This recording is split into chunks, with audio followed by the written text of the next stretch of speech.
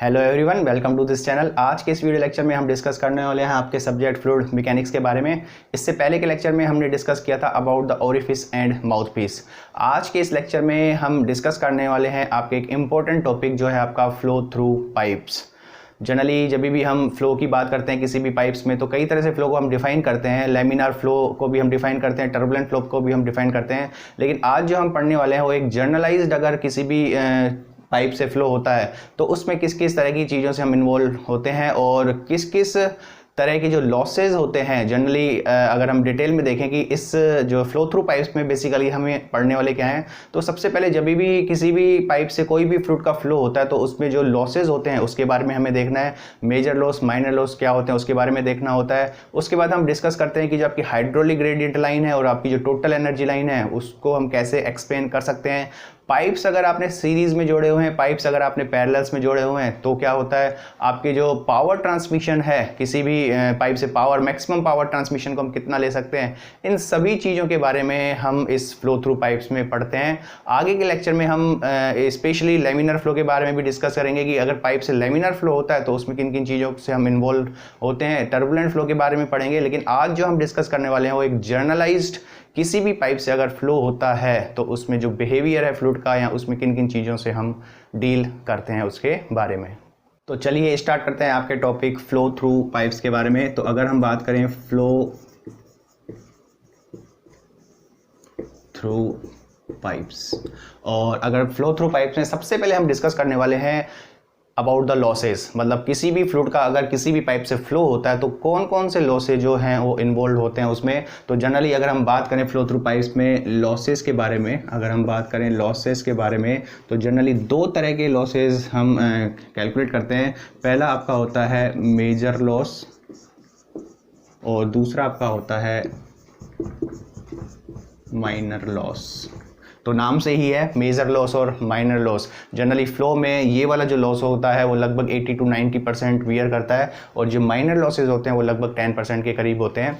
और जनरली इसके बाद हम ये देखते हैं कि जो मेजर लॉसेज में है और जो माइनर लॉसेज में है किस किस प्रकार के लॉस को हम कंसीडर करते हैं। तो सबसे पहले अगर हम बात करें मेजर लॉस के बारे में तो मेजर लॉस जो होता है तो जनरली जो मैक्सिमम अमाउंट होता है वो अगर किसी भी फ्लूइड का फ्लो होता है पाइप्स में वो होता है आपका फ्रिक्शन की वजह से। फ्रिक्शनल या विस्कोसिटी होने की वजह से, फ्रिक्शनल रेजिस्टेंस होने की वजह से आपका जो लॉसेज होते हैं वो ज़्यादा होते हैं, लेकिन जो माइनर लॉसेज हैं वो आपके कम होते हैं। इसमें अगर हम बात करें मेजर लॉसेज में तो इसको हम एक्सप्लेन करते हैं due to frictional resistance. Due to frictional resistance मतलब मेनली जो लॉसेज होता है वो आपका मेजर लॉस जो होता है वो फ्रिक्शन की वजह से होता है। हम देखेंगे कि जो इसको डिटेल में एक्सप्लेन करेंगे कि जो फ्रिक्शन की वजह से लॉसेज होता है उसको कैसे कैसे हम कैलकुलेट कर सकते हैं। दूसरा अगर हम बात करें माइनर लॉसेज की तो माइनर लॉसेज आपके कई तरह से हो सकते हैं। सपोज किसी भी फ्लूइड के फ्लो में अगर हम एरिया से चेंजेस करते हैं, सपोज आपका कोई भी पाइप है उसमें आपने सडन एनलार्जमेंट किया तो सडन एनलार्जमेंट की वजह से भी लॉसेज होते हैं। आपने फ्लो में सडन कॉन्ट्रैक्शन करवाया तो उसकी वजह से भी लॉसेज होते हैं। पाइप में फिटिंग्स है उसके कारण भी लॉसेज होते हैं। आपने कोई बैंड प्रोवाइड करवा रखा है उसके कारण भी होते हैं। कोई ऑब्स्टेकल है उसके कारण भी लॉसेज हो सकते हैं। लेकिन ये जो लॉसेज होते हैं जनरली वो बहुत कम होते हैं, तो कई बार हम उनको नेग्लेक्ट भी करते हैं। लेकिन जैसा आपको क्वेश्चंस में दिया होगा उसके अकॉर्डिंग हमें सॉल्व करना होता है। तो माइनर लॉसेज में अगर हम बात करें तो माइनर लॉस किस किस वजह से होता है, ये सबसे पहले होता है ड्यू टू सडन एनलार्जमेंट। सबसे पहले होता है ड्यू टू सडन एनलार्जमेंट, फिर आता है आपका ड्यू टू सडन रिडक्शन, और फिर आता है लॉस ड्यू टू बैंड, फिर आता है आपका लॉस ड्यू टू फिटिंग्स, और लास्ट में आता है loss due to any obstacle. कोई भी फ्लो के में अगर कोई भी आपका ऑब्स्टेकल आता है तो उससे भी हम लॉसेस से कंसीडर करते हैं। तो जनरली लॉसेस की अगर हम बात करें तो लॉसेस को हम कैसे डिफाइन करते हैं, whenever A fluid is flow inside the pipe, it has to overcome some losses, or generally there are two types of losses. One is major loss and second one is minor loss. Major loss is basically due to frictional resistance, and minor loss is due to sudden enlargement, sudden reductions, due to bend, due to fittings and due to obstacle. और अब हम बात करेंगे कि जो major losses है उसको हम कैसे कैलकुलेट करते हैं। पहले हम बात करते हैं आपका मेजर, सबसे पहले हम बात करेंगे आपका मेजर लॉसेस के बारे में, जो कि होता है head loss due to friction. तो कई तरीके से हम इसको सॉल्व करते हैं। तो सबसे पहली जो इक्वेशन हम यूज़ करते हैं इसके लिए वो होती है आपकी डार्सी-वेसबैक इक्वेशन। डार्सी-वेसबैक इक्वेशन, तो उसको हम कैसे सॉल्व करते हैं। सपोज आपके पास कोई भी पाइप है और इस पाइप से किसी भी फ्लूइड का फ्लो होता है, तो इसमें जो हेड लॉस है उसको हम कैलकुलेट करते हैं। उसको हम कैसे कैलकुलेट करते हैं, इसके लिए जो हेड लॉस दिया जाता है ड्यू टू फ्रिक्शन, वो आपका फॉर्मूला दिया जाता है, it is 4FLV²/2 × G × T। तो ये हालांकि फॉर्मूला है, इसका डेरिवेशन होता है, आपको डिस्क्रिप्शन बॉक्स में इसका डेरिवेशन मिलेगा, लेकिन अभी हाल फिलहाल हमें फॉर्मूले से ही मतलब है, क्योंकि हम जितने भी लेक्चर डिस्कस कर रहे हैं वो ऑब्जेक्टिव पॉइंट ऑफ व्यू से कर रहे हैं, और जनरली जितने भी कंपटीशंस हैं, एग्जाम्स हैं, ऑब्जेक्टिव पॉइंट ऑफ व्यू से हैं, वहाँ के लिए काफ़ी इंपॉर्टेंट है। और कन्वेंशनल के पॉइंट ऑफ व्यू से जितने भी आपके डेरिवेशंस हैं वो आपको डिस्क्रिप्शन बॉक्स में अवेलेबल होंगे। तो जनरली हम बात करें यहाँ पे जो टर्म्स हैं वो क्या क्या हो सकती है। तो सबसे पहले अगर हम बात करें यहाँ पे एफ की, वो आपका होता है फ्रिक्शनल, या इसको हम लिख सकते हैं कोफिशिएंट ऑफ फ्रिक्शन। जो एफ आपका होता है इसको आप लिख सकते हो कोफिशिएंट ऑफ फ्रिक्शन। तो एफ आपका कोफिशिएंट ऑफ फ्रिक्शन हो जाता है, एल आपका हो जाता है लेंथ ऑफ पाइप, वी आपका होता है एवरेज वेलोसिटी। ध्यान रखना ये जो वी होती है वो आपकी एवरेज वेलोसिटी होती है। जब हम laminar flow through circular pipe पढ़ेंगे तब आपको डिफरेंशिएट होगा कि जो एवरेज वेलोसिटी है और जो एक्चुअल वेलोसिटी है उसको हम कैसे डिफाइन करते हैं। लेकिन अभी तक हम जितनी भी वेलोसिटीज़ इससे पहले के, चाहे हमने फ्लूइड काइनेमैटिक्स में डिस्चार्ज को कैलकुलेट किया था, जहाँ पे भी वेलोसिटी का रोल आया था वो वेलोसिटी आपकी थी एवरेज वेलोसिटी। और एवरेज वेलोसिटी को कैलकुलेट करने के लिए सबसे पहले हम किसी भी पाइप से डिस्चार्ज को कैलकुलेट करते हैं और उसको हम एरिया से डिवाइड कर देते हैं। जो वेलोसिटी आपको मिलती है वो आपकी एवरेज वेलोसिटी होती है। तो हमेशा ध्यान रखना यहाँ पे जो वेलोसिटी होगी वो एवरेज वेलोसिटी होगी। जी आपका एक्सीलरेशन ड्यू टू ग्रेविटी है, और ये जो डी है वो आपका डायमीटर ऑफ पाइप, और डी आपका होता है it is diameter of pipe. तो हमेशा ध्यान रखना इट इज़ 4FLV²/2 GD। कई बार एक और फॉर्मूला यूज़ होता है फ्रिक्शनल इसको हेड लॉस कैलकुलेट करने के लिए, वो जो दूसरा फॉर्मूला होता है आपका HF, वो आपका होता है it is FLV²/2 × G × D। तो हमेशा ध्यान रखना दोनों फॉर्मूले हैं, लेकिन यहाँ F, यहाँ इसको आप F' भी कह सकते हो। यहाँ जो F' होगा, अगर आपके पास 4 नहीं है और केवल F लिखा हुआ है तो इसका मतलब आपका ये जो F है it is known as friction factor. इस F' को आप बोलते हो फ्रिक्शन फैक्टर। तो ऑब्वियस सी बात है जो फ्रिक्शन फैक्टर होगा वो कोफिशिएंट ऑफ फ्रिक्शन से ज़्यादा होगा। कई बार आपको एग्जाम्स में डायरेक्ट वैल्यूज़ बताएगा या तो कोफिशिएंट ऑफ फ्रिक्शन बताएगा। तो कोफिशिएंट ऑफ फ्रिक्शन अगर आपको दिया हुआ है तो आपको ये फॉर्मूला यूज़ कर सकते हो, और अगर आपको फ्रिक्शन फैक्टर दिया हुआ है तो आप ये फॉर्मूला यूज़ कर सकते हो। तो यहाँ से रिलेशन क्या निकला, जो F' है मतलब फ्रिक्शन फैक्टर है वो 4 टाइम्स F है, मतलब 4 टाइम्स कोफिशिएंट ऑफ फ्रिक्शन के बराबर होता है।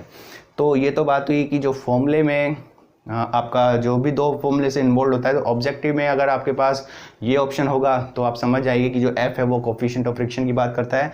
F होगा केवल तो आप समझ जाना कि it is known as friction factor. तो ये तो बात हुई हेड लॉस डार्सी-वेसबैक इक्वेशन से। एक और इसमें फॉर्मूले को यूज़ करते हैं, ये हम पढ़ रहे हैं वेलोसिटीज़ की टर्म्स में। एक और फॉर्मूले को यूज़ किया जाता है जो कि आपका है इन टर्म्स ऑफ डिस्चार्ज, क्योंकि जब हम आगे बढ़ते जाएंगे तो हम डिस्चार्ज, किसी भी पाइप से डिस्चार्ज काफ़ी इंपॉर्टेंट होगा, और उसके लिए हम डायरेक्ट फॉर्मूले को भी यूज़ कर सकते हैं। तो इसके बाद हम देखते हैं कि जो डिस्चार्ज से हम कैसे कैलकुलेट करें फॉर्मूले को। तो देखते हैं डिस्चार्ज की टर्म्स में हम head loss due to friction को कैसे कैलकुलेट करते हैं। तो सपोज हम बात करें हेड लॉस, हमने डिस्कस किया था FLV²/2 × G × D, जहाँ पे ये F है आपका फ्रिक्शन फैक्टर। समझ जाना केवल F है तो इसका मतलब वो फ्रिक्शन फैक्टर है। हमें यहाँ से वेलोसिटी को रिप्लेस करना है डिस्चार्ज से, और डिस्चार्ज के लिए हमें इक्वेशन पता है, डिस्चार्ज आपका होता है Q is equal to area into velocity, और किसी भी पाइप का डायमीटर अगर d दिया हुआ है तो एरिया आपका हो जाता है π/4 d स्क्वायर और इंटू v। तो यहाँ से अगर हम v की बात करें तो ये हो जाता है Q upon π/4 D square, Q upon π/4 D square. इस वैल्यू को हम इस फॉर्मूले अगर हम पुट करें तो हेड लॉस हो जाएगा FL, V की जगह हम रखते हैं Q अपॉन π/4 डी स्क्वायर, और इसका भी आपका स्क्वायर हो जाता है, और नीचे आपका बचता है 2 इंटू जी इंटू डी। और इसको जब आप सॉल्व करोगे, इसको जब हम सॉल्व करते हैं तो ये वैल्यूज़ आपकी लगभग आती है FL स्क्वायर अपॉन 12 डी की पावर 5।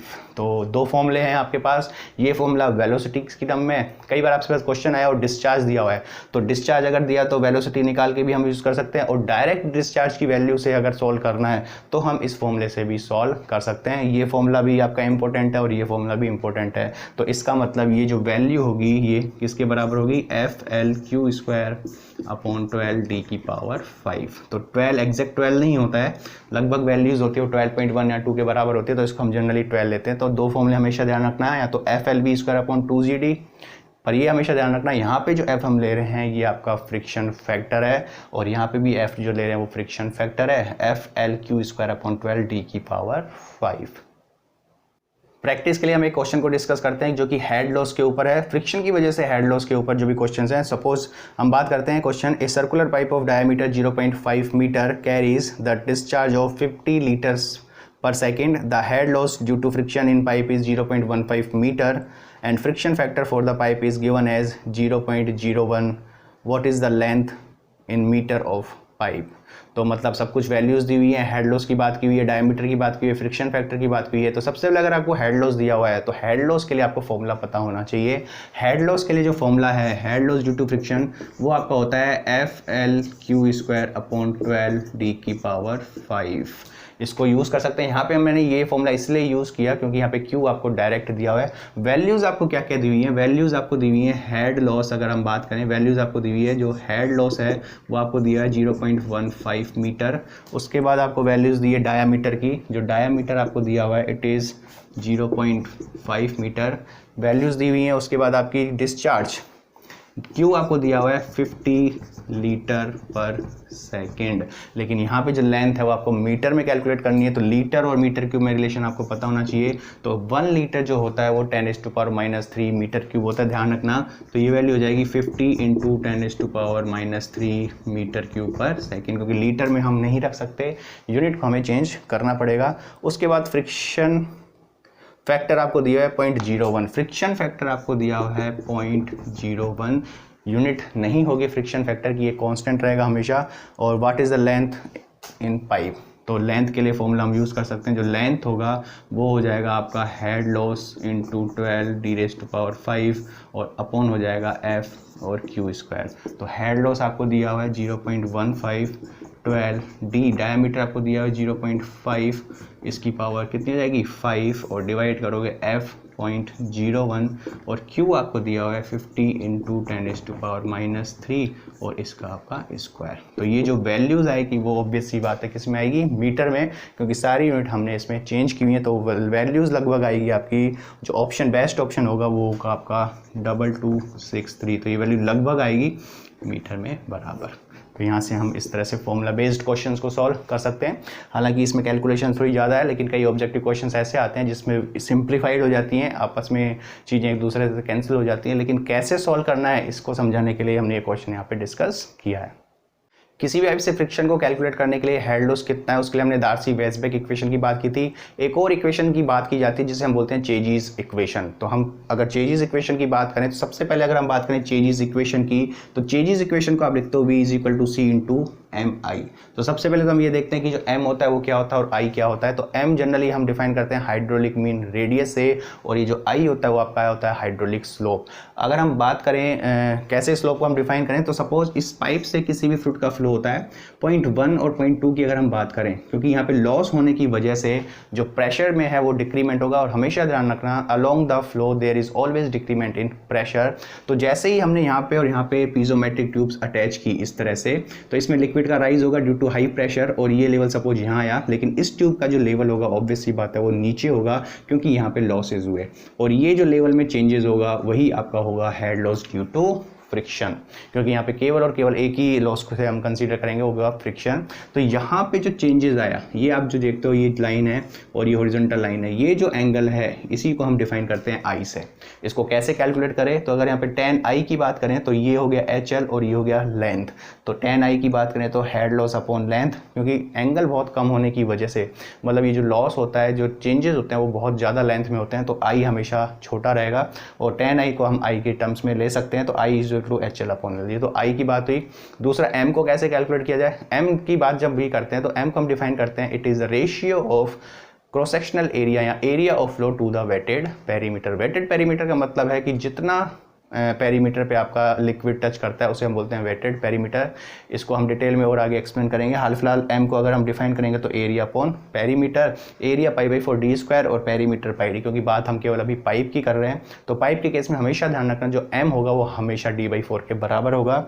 और यहाँ से अगर हम बात करें, अब उसके बाद बात की जाती है कि जो C है, चेंजेस कांस्टेंट है, या जो ये फ्रिक्शन फैक्टर है, उनमें रिलेशन को हम कैसे निकाल सकते हैं। तो यहाँ अगर हम देखें, हमने क्या किया, दोनों तरफ स्क्वायर किया, तो b square c square mi, m और i की वैल्यू रखते हैं d/4 और HL अपॉन 4। यहाँ से हम HL को कैलकुलेट करते हैं। HL को हमने कैलकुलेट किया 4L v square upon d into C square, लेकिन हमारे पास HL की एक और इक्वेशन है जो हमने इससे पहले टॉपिक में डिस्कस किया था, head loss due to friction, जो कि डार्सी-वेसबेक इक्वेशन। वो आपकी क्या कहती है कि जो HL होता है it is FLV square upon 2GD, FLV square upon 2 into G into D, जो कि बराबर होगा 4LV square upon D into C square के।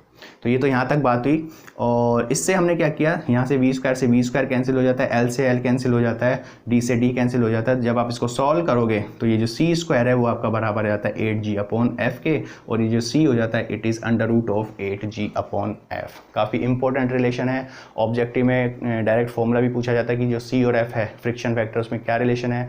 कई बार क्वेश्चन में जरूरत पड़ जाती है, आपको फ्रिक्शन फैक्टर चाहिए होता है लेकिन c दिया होता है, तो हम कैसे निकालें। और उससे इंपॉर्टेंट है कि ये जो c है इसका डायमेंशनल फॉर्मूला भी कई बार पूछा हुआ है। तो डायमेंशनल फॉर्मूला कैसे निकालें, g हमें पता है it is acceleration due to gravity, और यूनिट होती है आपकी metre per second square, metre per second square. Metre आपकी लेंथ हो गई, सेकंड आपका टाइम हो गया, यहाँ से L t-2 हो गया, और अंडर रूट होने की वजह से जो डायमेंशंस होगी वो होगी आपकी L1/2 और t⁻⁻1। It means this changes constant has the dimensions of L1/2 t-1, मतलब ये यूनिट लेस नहीं होता, इसकी कुछ ना कुछ डायमेंशंस होगी जो कि आपकी इस तरह से एक्सप्लेन की जाती है। तो ये तो बात हुई अबाउट द मेजर लॉसेस। इसके बाद हम डिस्कस करेंगे आपका माइनर लॉसेस के बारे में। तो इसके बाद हम डिस्कस करते हैं आपका माइनर लॉसेस। तो सबसे पहले एक एक करके हम डिस्कस करेंगे। माइनर लॉस में मैंने आपको बताया था loss due to sudden expansion, loss due to sudden expansion. Sudden expansion का मतलब क्या हो, सपोज इस तरह से आपका कोई भी पाइप है और इस पाइप के एरिया में आपने अचानक से सडन ही चेंजेस किए, और चेंजेस किस प्रकार से हैं, सडन एक्सपेंशन हुआ, तो इसकी वजह से भी लॉस होगा। और उस लॉस को हम कैसे एक्सप्लेन कर सकते हैं, इस लॉस को आप एक्सप्लेन कर सकते हो। देखो जैसे ही यहाँ पे फ्लो होगा, इस फ्लो में मोमेंटम होने की वजह से यहाँ पे जो लिक्विड है वो इस पेरीफेरी से होके नहीं गुजरेगा, क्योंकि मोमेंटम होने की वजह से ये आपका यहाँ जाएगा और कुछ बाद ये एस्टेब्लिश्ड हो जाता है इस तरह से। सिमिलरली आपका ये भी इस तरह से एस्टेब्लिश्ड हो जाता है। तो सपोज इस सेक्शन 1 की बात करें, सेक्शन 2 की बात करें, तो यहाँ का जो पोर्शन है यहाँ पे सेपरेशन हुआ, और इसी सेपरेशन की वजह से यहाँ एडीज का फॉर्मेशन होता है, और इसी वजह से यहाँ पे लॉसेस होते हैं। तो इस लॉसेस को कैसे कैलकुलेट किया जाए, उसके लिए हम हालांकि इसका भी डेरिवेशन होता है, लेकिन हमें यहाँ पे फॉर्मूले से मतलब होगा। डेरिवेशन के लिए आपको लिंक में डिस्क्रिप्शन बॉक्स में मिलेगा। तो सपोज हम बात करते हैं कि यहाँ का एरिया सपोज A1 है, यहाँ का एरिया A2 है, यहाँ वेलोसिटी V1 है, यहाँ वेलोसिटी V2 है। तो फॉर्मूला जो अगर डिसाइड करें कि जो हेड लॉस होगा ड्यू टू एक्सपेंशन, उसको हम कैसे डिफाइन कर सकते हैं। ये जो फॉर्मूला होगा वो होगा आपका V1 माइनस V2 का होल स्क्वायर अपॉन 2G। हमेशा ध्यान रखना, अगर एक्सपेंशन की बात होती है तो V1 माइनस V2 का होल स्क्वायर अपॉन 2G। इसका मतलब अगर आपके पास दोनों सेक्शंस में वेलोसिटीज़ हैं तो आप लॉस को ईजिली कैलकुलेट कर सकते हो। दूसरी बात करें कि जो ये फॉर्मूला है इन टर्म्स ऑफ एरिया में भी दिया जाता है। एरिया में अगर हम बात करें, देखो यहाँ और यहाँ अगर हम बात करें कंटिन्यूटी इक्वेशन की, तो उसके लिए हम कह सकते हैं जो A1 V1 है is equal to A2 V2। यहाँ अगर हम थोड़ा और फॉर्मूले को चेंज करें, head loss due to sudden expansion, तो यहाँ V1 स्क्वायर अपॉन 2G को हम कॉमन लेते हैं, तो अंदर आपका बचता है 1 माइनस V2 अपॉन V1 का होल स्क्वायर। और V1 स्क्वायर अपॉन 2G की बात करें तो 1 माइनस V2 अपॉन V1 की जगह आप क्या लिख सकते हो, यहाँ से अगर हम बात करें V2 अपॉन V1, इसकी जगह आप लिख सकते हो A1 अपॉन A2, तो ये हो जाएगा A1 अपॉन A2।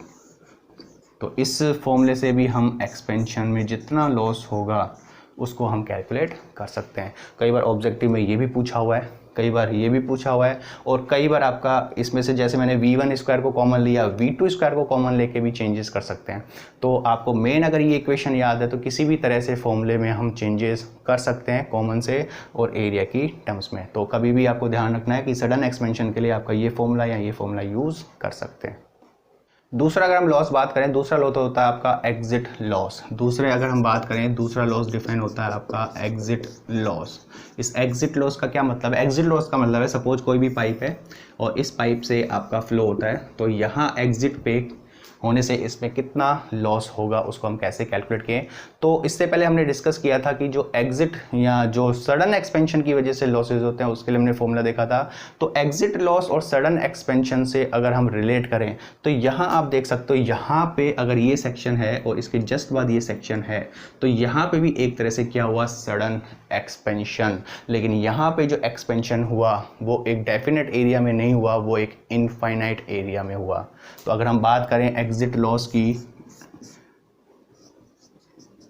तो उसको हम कैसे कैलकुलेट कर सकते हैं? एग्जिट लॉस कैलकुलेट करने के लिए यहाँ हम पहले एक्सपेंशन लॉस को हमने पढ़ा था, एक्सपेंशन लॉस को हमने पढ़ा था V1 स्क्वायर अपॉन 2G और ब्रैकेट में 1 माइनस A1 अपॉन A2 का होल स्क्वायर। ये एग्जिट एक्सपेंशन की वजह से लॉस था, लेकिन जो एग्जिट लॉस होगा वो एज इट इज़ एक्सपेंशन से हम रिलेट कर सकते हैं। कैसे रिलेट कर सकते हैं? जो एग्जिट लॉस होगा it is expansion loss with A2 is equal to infinite. मतलब A2 की वैल्यू इनफाइनाइट रखते ही यहाँ अगर हम रखें A2 इनफाइनाइट, तो यहाँ पे जो हेड लॉस होगा वो एग्जिट की वजह से होगा, और इनफाइनाइट रखते ही ये वैल्यू 0 हो जाएगी और वैल्यू हो जाएगी V1 स्क्वायर अपॉन 2G के बराबर। और अगर इसमें वेलोसिटी V है, पहले हमने V1 और V2 माना तो ये आपका बराबर हो जाएगा V स्क्वायर अपॉन 2G के। ये जो एग्जिट लॉस होगा वो हमेशा ध्यान रखना, जो वैल्यू होगी वो V स्क्वायर अपॉन 2G होगी, जहाँ पे V आपकी एवरेज वेलोसिटी होगी जिस पाइप से आप एग्जिट लॉस को कैलकुलेट करना चाहते हैं। तो ये भी काफ़ी इंपॉर्टेंट है। तो V स्क्वायर अपॉन 2G जो होगा वो आपका एग्जिट लॉस होगा। इसके बाद हम लॉस की बात करते हैं, जो कि होता है आपका सडन कॉन्ट्रैक्शन की वजह से। जो तीसरा अगर हम लॉस डिस्कस करें, loss due to sudden contraction, तो इसको हम कैसे एक्सप्लेन कर सकते हैं? सडन कॉन्ट्रैक्शन, सपोज आपके पास ये पाइप था और इस पाइप के फ्लो में आपने अचानक से चेंजेस किए इस तरह से, मतलब कॉन्ट्रैक्शन किया, और इस कॉन्ट्रैक्शन की वजह से जो लॉस होगा उसको हम कैसे डिफाइन करें? सपोज यहाँ पे भी फ्लो हुआ और मोमेंटम होने की वजह से यहाँ पे रिडक्शन हुआ, यहाँ पे रिडक्शन हुआ, लेकिन थोड़ी देर बाद ये वापस से फुल्ली एस्टेब्लिश्ड हो जाता है कुछ टाइम बाद मोमेंटम होने की वजह से। तो यहाँ पे एक सेक्शन बनता है जहाँ पे फ्लो का एरिया आपका मिनिमम होता है, इसी को हम बोलते हैं वेना कॉन्ट्रैक्टा। यहाँ इस सेक्शन को हमने नाम दे दिया CC। और जनरली जब भी इस सडन कॉन्ट्रैक्शन में लॉस को कैलकुलेट करने की बात होती है, जब भी इसका डेरिवेशन किया जाता है, तो जनरली इसमें जो कॉन्ट्रैक्शन की वजह से जो लॉस हुआ वो ये बताया जाता है it is basically due to loss due to sudden enlargement. क्योंकि सडन एनलार्जमेंट के लिए हमने फॉर्मूले को डिराइव कर चुके हैं। तो यहाँ अगर हम देखें एक सेक्शन ये और दूसरा सेक्शन ये, तो सेक्शन 2 ये सेक्शन आपका 1, यहाँ वेलोसिटी V1, इधर वेलोसिटी V2, यहाँ एरिया A2, यहाँ एरिया A1। तो बेसिकली यहाँ पे सेक्शन C और सेक्शन 2 की बात करें तो यहाँ पे जो फ्लो में है वो सडन एनलार्जमेंट हुआ। हम यह मान लेते हैं कि ये जो जितना कॉन्ट्रैक्शन होगा उतना ही ये एनलार्जमेंट होगा, ये तो किसी है। तो इसकी टर्म्स में हम कैलकुलेट करते हैं कि जो ये लॉस होगा, तो बात की जाती है it is actually loss due to sudden enlargement from section CC to section 22। CC से सेक्शन 22 की तरफ जितना एनलार्जमेंट हुआ वही आपका लॉस हो जाता है कॉन्ट्रैक्शन की वजह से। और ये फॉर्मूला डायरेक्ट, हालांकि डेरिवेशन है अभी मतलब नहीं है, और ये डायरेक्ट आपका फॉर्मूला होता है it is 0.5 v2² upon 2g के बराबर, जहाँ पे जो v2 है वो आपकी वेलोसिटी होती है एग्जिट पाइप में जो वेलोसिटी है। तो जनरली इसको हम इस फॉर्मूले से भी लिख सकते हैं v² अपॉन 2g के बराबर। तो जो लॉस ऑफ कॉन्ट्रैक्शन की वजह से लॉस होगा तो हमेशा ध्यान रखना it is 0.5 v² upon 2g, जहाँ पे v जो वेलोसिटी होगी वो एग्जिट वेलोसिटी। इसके बाद एक और माइनर लॉस की बात करते हैं जो कि होता है आपका एंट्रेंस लॉस। अगर इसके बाद हम डिस्कस करें, एक और लॉस होता है जिसको हम बोलते हैं एंट्रेंस लॉस। ये एंट्रेंस लॉस कैसे डिफाइन करें? सपोज कोई भी आपका टैंक है और इस टैंक से आपकी एंट्री किसी भी पाइप से होती है, तो ये जो होगा, ये जो लॉस होगा यहाँ पे, यहाँ वेलोसिटी हम ले लेते हैं v, और ये जो लॉस होगा वो एंट्रेंस लॉस होता है। तो अगर हम एंट्रेंस लॉस को कंपैरिजन करें किसकी, loss due to sudden contraction, यहाँ आप देख सकते हो इस सेक्शन की अगर हम बात करें, यहाँ एरिया ज़्यादा है, यहाँ एरिया कम है, इसका मतलब यहाँ पे सडन कॉन्ट्रैक्शन होता है। तो एंट्रेंस लॉस को हम कह सकते हैं it is similar to loss due to sudden contraction. और इसके लिए भी एग्जिट या एंट्रेंस लॉस क्या फॉर्मूला हो जाएगा? अगर मैंने बताया था एग्जिट वेलोसिटी v है तो ये फॉर्मूला होता है 0.5 v² अपॉन 2g के बराबर। मतलब जो एंट्रेंस लॉस होगा it is similar to loss due to sudden contraction. Formula है, कई बार ऑब्जेक्टिव में आपसे पूछे तो ये आपको फॉर्मूले याद होने चाहिए। ये तो बात हुई इसकी। इसके बाद एक लॉस और पढ़ते हैं जिसको हम बोलते हैं बैंड लॉस। तो बैंड लॉस के लिए जो head loss due to bend होता है उसको हम डिफाइन करते हैं it is kv² upon 2g से, जहाँ पे v आपकी एवरेज वेलोसिटी होगी पाइप की, और यहाँ पे जो k होगा वो बैंड कांस्टेंट होता है। इस k को हम बोलते हैं बैंड कांस्टेंट, जो कि आपका डिपेंड करता है कि जो बैंड है उसके रेडियस ऑफ कर्वेचर पे और उसकी जो सरफेसेस है उस पर डिपेंड करता है। और हम इसको लिख सकते हैं it depends on radius of curvature of band and surface. तो ये अगर k की वैल्यू आपको डायरेक्ट दी हुई है और फॉर्मूला आपको यूज़ करना है तो याद रखना it is kv² upon 2g। तो ये तो बात हुई जितने भी आपके माइनर लॉसेस हैं उसके बारे में। तो हमने मेजर लॉस मतलब फ्रिक्शन की वजह से लॉस को भी कैलकुलेट किया, हमने माइनर लॉस अलग अलग sudden contraction, sudden enlargement, entrance, exit, band और सबकी वजह से हमने लॉस के बारे में डिस्कस किया। तो एज इट इज़ आपके कई सारे क्वेश्चंस पे बेसिकली बन जाते हैं। इसके बाद फ्लो थ्रू पाइप्स में हम एक इंपॉर्टेंट टॉपिक को भी डिस्कस करते हैं जो आपका होता है hydraulic gradient line and total energy line. तो अगर हम बात करें आपका एक इंपॉर्टेंट टॉपिक जिसको आप बोलते हो हाइड्रोलिक ग्रेडियंट लाइन, जिसको शॉर्ट फॉर्म में आप बोलते हो HGL, and total energy line जिसको आप बोलते हो टोटल एनर्जी लाइन TEL। तो इसको हम कैसे डिफाइन करें? तो टोटल एनर्जी और हाइड्रोलिक ग्रेडियंट लाइन को डिफाइन करने से पहले किसी भी फ्लो में टोटल एनर्जी कौन कौन सी होती है उसके बारे में हम डिस्कस करेंगे। बर्नौलीज इक्वेशन में हमने डिस्कस किया था कि जो टोटल एनर्जी होती है वो आपकी प्रेशर एनर्जी होती है, काइनेटिक एनर्जी होती है और आपकी डेटम एनर्जी होती है। तो कैसे हम इस लाइन को डिफाइन करते हैं? तो उसके लिए हम एक एग्जाम्पल लेते हैं। उसके लिए हम एग्जाम्पल क्या लेते हैं? सपोज आपके पास कोई भी पाइप है इस तरह से, और इस पाइप में किसी भी लिक्विड का फ्लो होता है, इस तरह से किसी भी लिक्विड का फ्लो होता है, और सपोज हमने पॉइंट कंसीडर की और ये आपकी रेफरेंस लाइन्स है सपोज।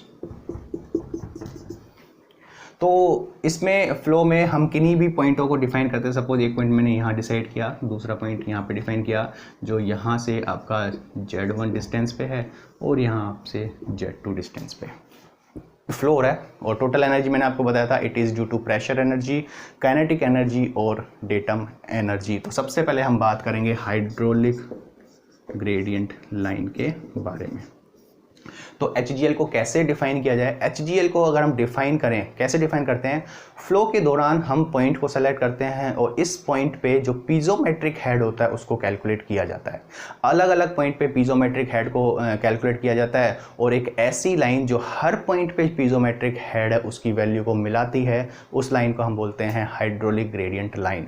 पीजोमेट्रिक हेड हम पहले भी डिस्कस कर चुके हैं। पीजोमेट्रिक हेड क्या होता है आपका? It is the sum of pressure energy and datum energy, मतलब P अपॉन रो जी plus Z, P upon rho जी प्लस जेड। तो अगर हम बात करें यहाँ मुझे कैलकुलेट करना है जेड और P अपॉन रो जी, तो जेड में तो कोई प्रॉब्लम नहीं है, यहाँ आपने रेफरेंस लिया, ये आपको सीधा जेड आपको मिल जाता है। लेकिन इस पॉइंट पे प्रेशर हेड को कैसे कैलकुलेट किया जाए, इसके लिए हम क्या करते हैं, इस पे पीजोमेट्रिक ट्यूब को अटैच करते हैं। तो जैसे ही आपने यहाँ पे पीजोमेट्रिक ट्यूब अटैच की, जैसे ही आपने यहाँ पे पीजोमेट्रिक ट्यूब अटैच की, तो प्रेशर ज़्यादा होने की वजह से ये लिक्विड इसमें राइज करना शुरू करेगा। कितना राइज करेगा वही आपका होगा प्रेशर। यहाँ पे प्रेशर हो तो सपोज प्रेशर हेड कैलकुलेट करने के लिए राइज हुआ, तो सपोज यहाँ पे ये राइज हो गया, तो ये वैल्यू आपकी हो गई P अपॉन रो जी के बराबर। तो यहाँ पे ये जो पॉइंट हुआ, ये वैल्यूज़ हुई, हालांकि इस पॉइंट की एनर्जी है लेकिन किससे, ये Z1 और ये हेड ये। और इसी प्रकार से हम इस पॉइंट की बात करें तो इस पॉइंट के लिए भी आपने क्या किया, इस पॉइंट के लिए भी आपने यहाँ पे पीजोमेट्रिक हेड किया और यहाँ पे जो राइज होगा, सीधी सी बात है, यहाँ पे जो राइज होगा वो इस लेवल से कम होगा क्योंकि there is always loss of energy in the direction of flow.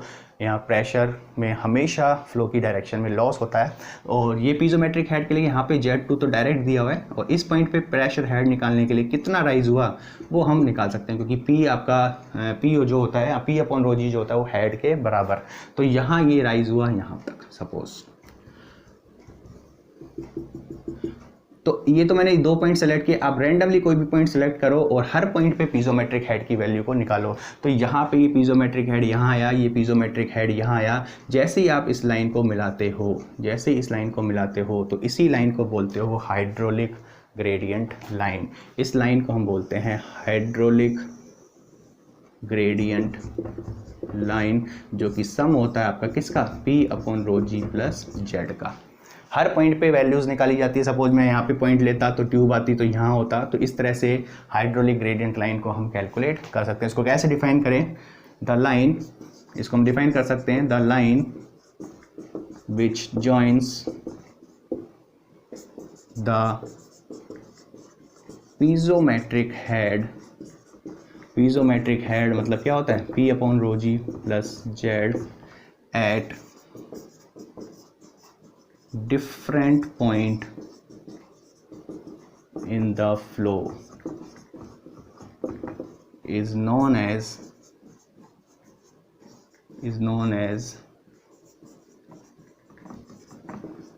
hydraulic gradient line। प्रत्येक बिंदु पर, हर बिंदु पर जो पीजोमेट्रिक हेड की वैल्यूज को आपने मिलाया तो उसी को हम बोलते हैं हाइड्रोलिक ग्रेडियंट लाइन। दूसरा हम बात करें टोटल एनर्जी लाइन की, टोटल एनर्जी लाइन की। तो टोटल एनर्जी में क्या क्या होता है, टोटल एनर्जी में प्रेशर एनर्जी और डेटम एनर्जी तो होती है, एक और एनर्जी होती है जिसको हम बोलते हैं काइनेटिक एनर्जी। तो इसका मतलब the line which joints the total energy at different point of the flow is known as total energy line. तो मतलब अगर हम बात करें सपोज, अगर हम बात करें इस यहाँ तक, तो इस पॉइंट पे तो आपका पीजोमेट्रिक हेड था, मतलब ये जो एनर्जी थी वो पीजोमेट्रिक तक थी। लेकिन इसमें आपको एक और एनर्जी को ऐड करना है जो कि आपकी होती है काइनेटिक एनर्जी, जो कि आपकी होती है V²/2G। तो सीधी सी बात है, जो टोटल एनर्जी लाइन होगी वो इससे हमेशा ऊपर होगी। कितनी ऊपर होगी, मतलब यहाँ इतना जो वैल्यूज़ होगा, मतलब इसमें P अपॉन रो जी प्लस जेड में हमें क्या ऐड करना है, V²/2G। और यहाँ पे भी आपका, चूंकि पाइप आपका यूनिफॉर्म क्रॉस सेक्शनल एरिया का है तो वेलोसिटी जो होगी वो हमेशा कांस्टेंट रहेगी। तो यहाँ पे जो लाइन होगी वो कुछ इस तरह से होगी, पैरेलल होगी। पैरेलल इसलिए होगी क्योंकि ये जो डिफरेंस होगा ये आपको होगा किसके बराबर, v²/2g के बराबर। तो ये जो पॉइंट्स हैं, ये जो एनर्जी है, ये एनर्जी है आपकी टोटल एनर्जी। तो टोटल एनर्जी का मतलब हो गया कि किसी भी फ्लो में टोटल एनर्जी की जो लाइन है उसी को हम बोलते हैं टोटल एनर्जी लाइन। कैसे डिफाइन करें, इसको हम डिफाइन कर सकते हैं, the line which joins the total energy at different points. यहाँ टोटल एनर्जी आपकी क्या होगी, पहले हम लिख ही देते हैं। टोटल एनर्जी आपकी हो गई P/ρg + Z + v²/2g। The line which joins the total energy at different point in the flow is known as total energy line। तो मतलब ये जो लाइन हो गई वो होगी आपकी टोटल एनर्जी लाइन। तो मतलब ये लाइन होगी वो हाइड्रोलिक ग्रेडियंट लाइन से क्या होगी, ऊपर होगी। और इनका जो डिफरेंस होगा हमेशा ध्यान रखना वो किसके बराबर होगा, वेलोसिटी हेड या काइनेटिक एनर्जी v²/2g के बराबर। तो टोटल एनर्जी लाइन है किस किस को जोड़ती है, प्रेशर हेड, डेटम हेड और वेलोसिटी हेड। तो ये तो बात हुई डेफिनेशंस की, किस तरह से हम हाइड्रोलिक ग्रेडियंट लाइन और टोटल एनर्जी लाइन को एक्सप्लेन करते हैं। इसके बाद हम एक एग्जांपल्स लेते हैं, उसमें आपको क्लियरली होगा कि इन दोनों की जो सिग्निफिकेंस है या इनका जो कंक्लूजन क्या निकल के आता है वो हम देखते हैं। हाइड्रोलिक ग्रेडियंट लाइन और टोटल एनर्जी लाइन को समझने के लिए हम एक एग्जांपल लेते हैं कि किस तरह से ये लाइनें ड्रॉ की जाती हैं। तो सपोज हम एक एग्जांपल लेते हैं, एक कोई भी पाइप है और इस पाइप में जो एरिया ऑफ फ्लो है वो चेंजेस हो जाता है इस प्रकार से, इधर मतलब ये सडन एनलार्जमेंट है। इस केस में हम दोनों लाइनों को ड्रॉ करेंगे कि जो आपकी प्रेशर मतलब जो आपकी हाइड्रोलिक ग्रेडियंट लाइन है और जो आपकी टोटल एनर्जी लाइन है उसको हम कैसे डिनोट करें। तो सपोज ये एक तरह से तो हॉरिजॉन्टल पाइप है, तो यहाँ पे जो डेटम है हर पॉइंट के लिए जो बराबर होगा, तो यहाँ 1 लेता हूँ मैं, यहाँ 2 और यहाँ 3 सपोज। तो सबसे पहले हम बात करेंगे आपकी हाइड्रोलिक ग्रेडियंट लाइन की। हाइड्रोलिक ग्रेडियंट लाइन का मतलब क्या है कि इस पॉइंट पे मुझे पीजोमेट्रिक हेड की वैल्यूज़ को कैलकुलेट करना है और हर पॉइंट पे जो लाइनें इनको मिलाते हैं उसे हम बोलते हैं हाइड्रोलिक ग्रेडियंट लाइन। तो सपोज मैंने एक वैल्यू कैलकुलेट की, यहाँ पे ये वैल्यू शुरू हुई यहाँ से, क्योंकि यहाँ से इतना राइज हुआ, लेकिन जैसे जैसे आप इस डायरेक्शन में जाते जाओगे, क्योंकि जेड हर पॉइंट के लिए जेड तो सेम रहेगा, लेकिन जो प्रेशर है उसमें चेंजेस आएंगे, मतलब रिडक्शन होगा। मैंने आपको पहले ही बताया था there is always decrement in pressure along the flow. तो इसका मतलब जेड तो बराबर रहेगा हर पॉइंट के लिए क्योंकि ये रेफरेंस लाइन है, लेकिन हर पॉइंट पे जो प्रेशर हेड है वो चेंज होगा, मतलब कम होता जाएगा। तो कम होने की वजह से ये लाइन स्लोप जो होगा वो डाउनवर्ड डायरेक्शन में होगा इस तरह से।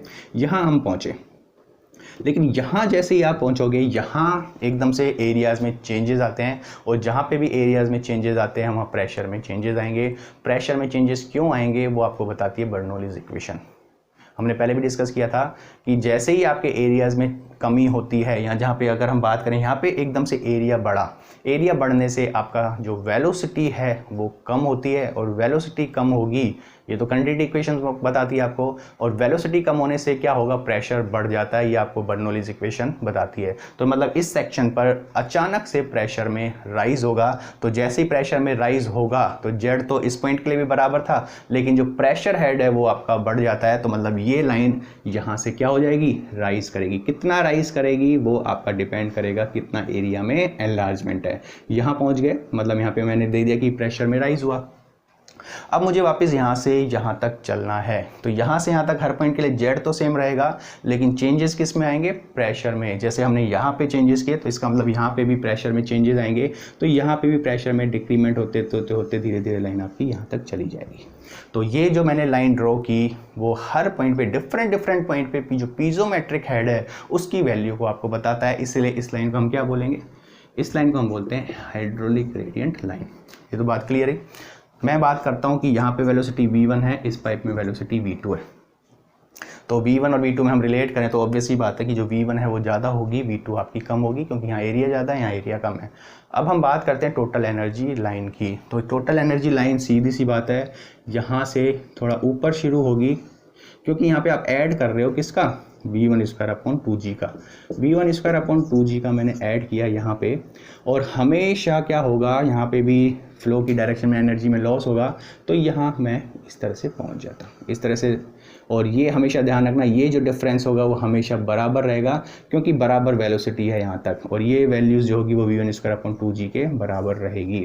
तो ये आपकी टोटल एनर्जी लाइन यहाँ तक आएगी। यहाँ क्या होगा, ये इंपॉर्टेंट है, जैसे ही आप यहाँ पहुँचे तो यहाँ पे ये राइज करेगी, यहाँ पे ये फॉल करेगी, वो हम कैसे कैलकुलेट करें।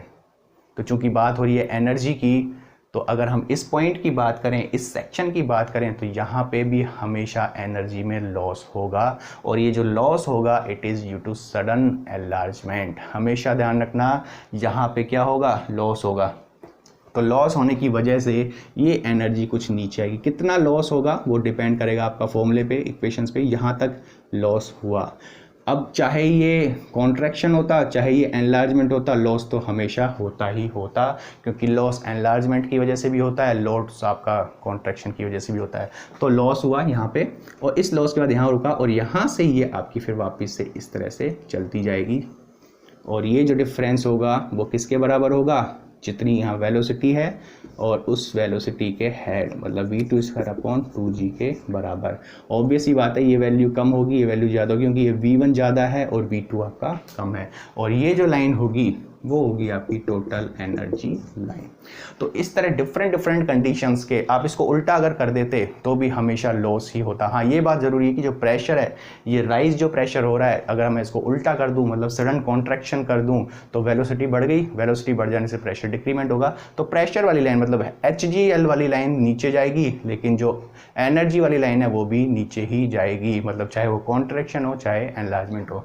तो यहाँ से देखो एक कंक्लूजन क्या निकला, काफ़ी इंपॉर्टेंट कंक्लूजन है, कि जो हाइड्रोलिक ग्रेडियंट लाइन है वो राइज भी कर सकती है और फॉल भी कर सकती है, लेकिन जो टोटल एनर्जी लाइन है वो आपकी कभी भी राइज नहीं करेगी जब तक आप कोई एक्सटर्नल एनर्जी प्रोवाइड नहीं करवाते।